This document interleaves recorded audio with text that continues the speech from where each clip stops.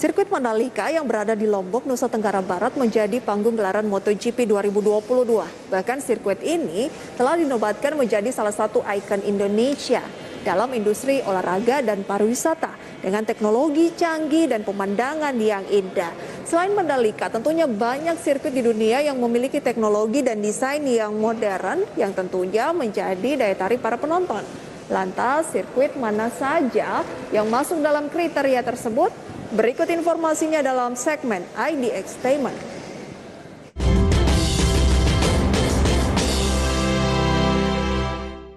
Pembangunan sirkuit internasional Mandalika di Kabupaten Lombok Tengah, Nusa Tenggara Barat.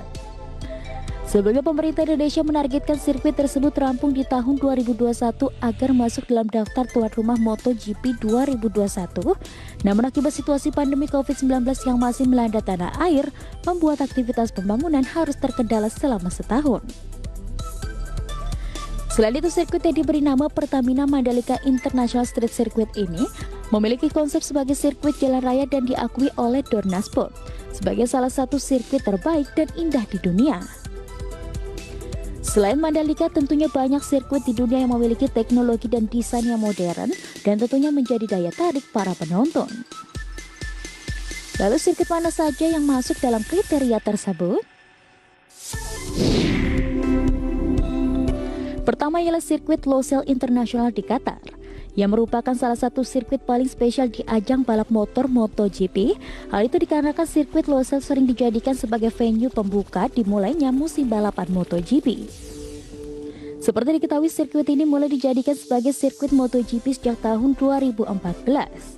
Bahkan hingga sekarang sirkuit tersebut masih aktif dan masih menjadi sirkuit pembuka.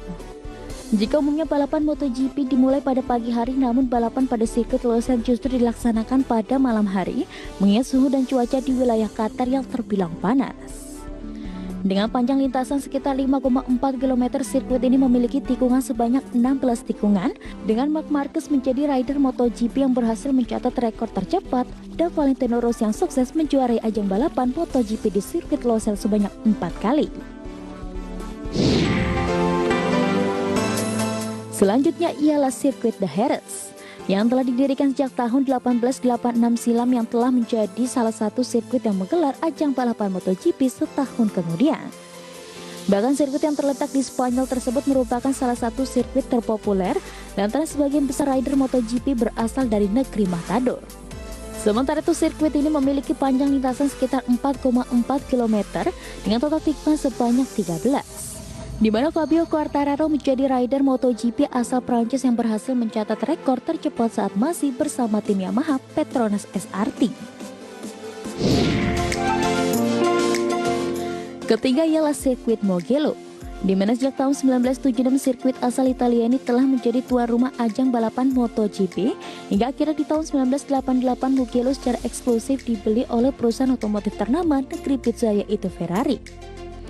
Meski demikian, hingga saat ini sirkuit Mugello tetap menjadi salah satu sirkuit MotoGP terbaik di dunia dengan panjang sekitar 5,2 km dan memiliki 9 tikungan ke kanan dan ke kiri sebanyak 6 tikungan. Selain itu, dengan memiliki trek lurus hingga 1,1 km dan lebar 19 meter, tentu dapat lebih meningkatkan keseruan dalam ajang balap motor MotoGP.